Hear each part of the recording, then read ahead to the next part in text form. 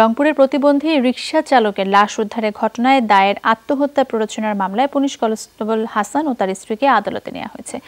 তোলা হবে Tajhat senior judicial magistrate আমলি আদালতে। গতকাল কনস্টেবল হাসানের বাড়ি থেকে রিকশা চালক নাজমুলের ঝুলন্ত মরদেহ উদ্ধার করা হয়। স্বজনরা জানান, হাসানের অটোরিকশা চালাতো নাজমুল, আর সেটি চুরি হয়। নাজমুলকে সন্দেহ করেন ওই কনস্টেবল। নিজ বাড়িতে নাজমুলকে বেধড়ক পেটান হাসান। এক পর্যায়ে মারা যান নাজমুল। পরে গলায় ফাঁস দেওয়া অবস্থায় তার ঝুলন্ত মৃতদেহ উদ্ধার করা হয়। চিকিৎসকরা জানিয়েছেন, নাজমুলের শরীরে হাতুড়ি, ছুরি ও কাচের জখম পাওয়া গেছে।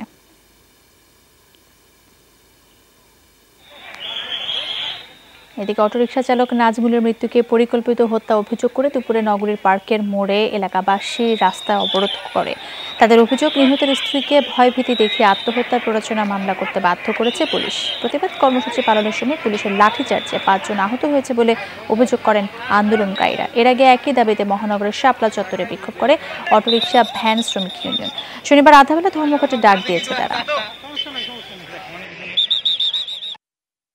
দালালে নিয়ে গেছে হলো কাদের নিগে, তাই হলো নিয়ে গেছে, তাই বলছে হুমকি দেখছে, তাই হলো করছে বলে আমি তোর হইলো ভালো চাচ্ছি, আমি তোমাকে 15,000 টাকা নিয়ে দেব, একটা গাড়ি নিয়ে দেবো। সেই মামলাটা ওইভাবে করছে। লাঠিচার্জ করা হয়নি। যখন ধস্তাধস্তি হচ্ছিল, সঙ্গত কারণে আমাদেরকে দুই পক্ষকে ছত্রভঙ্গ করতে হয়েছে। কোনো রকমের বিতর্ক যেন না হয় সেই হিসাবে আমরা মামলা দিয়েছি, আমরা মামলা রেকর্ড করেছি এবং 2 জনকে জড়িত করেছে, 2 জনকে আমরা অ্যারেস্ট করেছি পুলিশ সদস্য হলেও।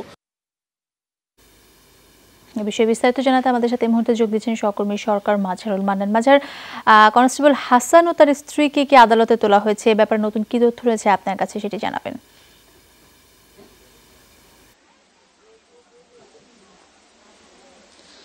শায়লা, তথ্য যেটি আছে সেটি হচ্ছে যে আজ বেলা 2টোর দিকে হচ্ছে যে পুলিশ সদস্য যে আছেন আপনার হাসান এবং তার স্ত্রী সুফিয়া খাতুন, তাকে রংপুর আদালতে নিয়ে আসা হয়েছে এবং হাজতখানায় রাখা হয়েছে। আমরা যতটুকু জানতে পেরেছি যে তাকে সিনিয়র জুডিশিয়াল ম্যাজিস্ট্রেট আমলি আদালত তাজহাটের ফজলে ইলাহি খানের আদালতে তোলার কথা রয়েছে, কিন্তু এখন পর্যন্ত সেটি আমরা ইজলাসে তাকে নেওয়া হয়নি, সেটি আমরা জানতে পেরেছি। আরেকটি বিষয় বলি যে কিছুক্ষণ আগে আমি যে এই নির্মম হত্যাকাণ্ডের যে শিকার নাজমুল, তার স্ত্রীর সাথে আমার মোবাইল ফোনে কথা হয়েছে। তিনি এই মুহূর্তে আছেন লালমনিরহাটের মোস্তফিতে। আমি যখন তার সাথে কথা বলি, তিনি যেটি বলছেন যে মামলাটি করা হয়েছে আত্মহত্যার প্ররোচনায় দেওয়ার কথা, সেই মামলাটি কিন্তু তিনি জানেনও না এবং করেননি।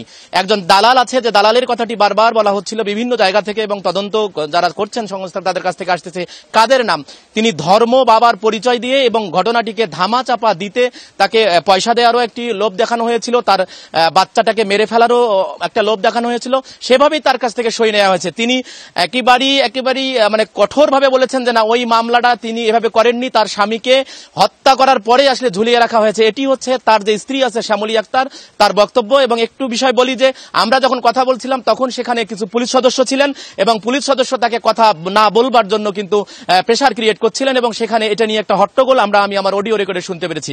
আমি আপনাকে একটুখানি দেখাই যে জায়গাটিতে আমি আছি। এই জায়গাটি হচ্ছে নাজমুল এই বাড়িতে, অর্থাৎ এই বাড়িটির পেছনের বাড়িতে একটি টিন শেড বাসা আছে, সেই টিন শেড বাসায় কিন্তু থাকতো এই নাজমুল।